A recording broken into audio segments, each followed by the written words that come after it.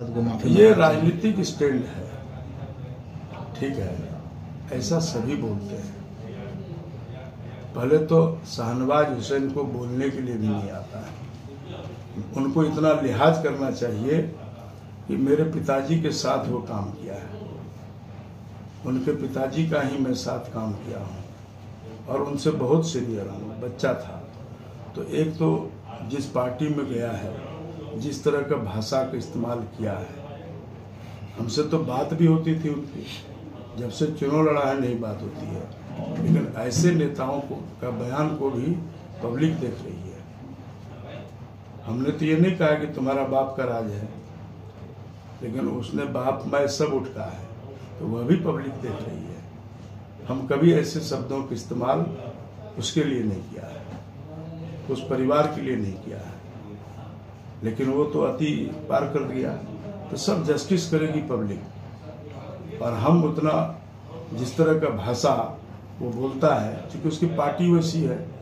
अब तेजस्वी यादव ही कहता कि ईंट से ईंट बजा देंगे। तेजस्वी यादव को भी सोचना चाहिए, बोलना चाहिए कि अगर सांसद जी का बयान गलत है तो जांच हो, IFSL टेस्ट कराया जाएगा। अगर गलत है तो उस पर भी FIR हो, कानूनी कार्रवाई हो कि ईंट से ईंट बजा देगा। तेजस्वी यादव हमको सर्टिफिकेट देगा। अररिया की जनता 3 बार हमको सर्टिफिकेट दिया है MP में, और हिंदू मुसलमान दोनों दिया है। इसीलिए यह राजनीतिक भाषा है। मुझे तेजस्वी यादव और किसी का प्रमाण पत्र का जरूरत नहीं है। हम हिंदू मुसलमान दंगा फसाद करने वाले व्यक्ति ही नहीं है। अब है कि वो स्वाभिमान यात्रा में आए थे हिंदू, तो अपने हिंदू को जगाने की बात किया, अपने इष्ट देवता की बात किया, हिंदू धर्म का प्रचार किया, हिंदू को गोलबंद होने के लिए कहा। हम कहा कि मुसलमान हिंदू बन जाओ, ऐसा तो कहा। एक और बात की काफ़ी चर्चा है। कहता है ये जो अराजक स्थिति है या जो दो तीन दिनों से विपरीत स्थिति है, इसने प्रदीप सिंह को इतना हाईलाइट किया है कि एकदम राष्ट्रीय से अंतर्राष्ट्रीय, मैंने राष्ट्रीय स्तर का नेता बना दिया है। ये कौन हाईलाइट कर रहा है?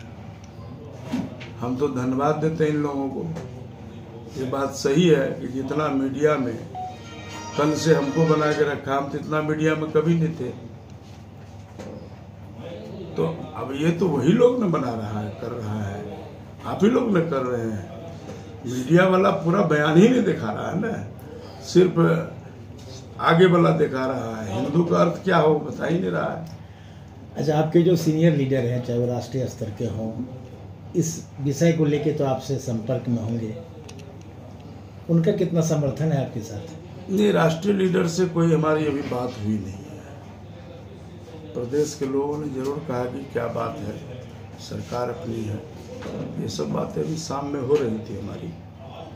वो लोग अभी बयान तो देख ही रहे सब लोग, तो हमारा कोई ऐसे राष्ट्रीय लीडर से संबंध में बात नहीं हुई।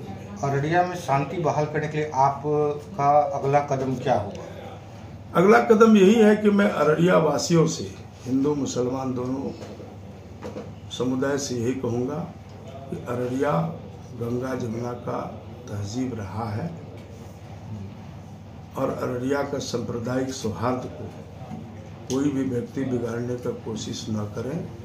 ये आपका अररिया है, सबका अररिया है, हिंदू मुसलमान छोटा बड़ा सबका है। हमारा भाईचारगी है, ये बरकरार रहना चाहिए।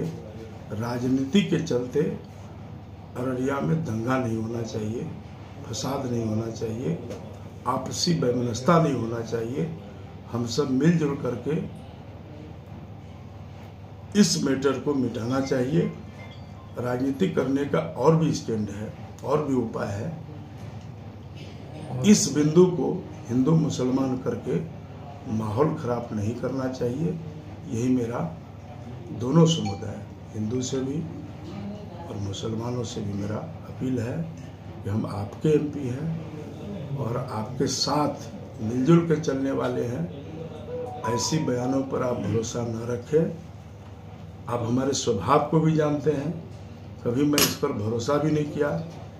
इस नाते इन बातों के छोटे भैया नेता आपका इस्तेमाल कर रहा है, इस पचड़े में नहीं पड़ना चाहिए। अररिया का सांप्रदायिक सौहार्द बरकरार रहना चाहिए। यही आपसे मेरा अपील है अररिया वासियों से।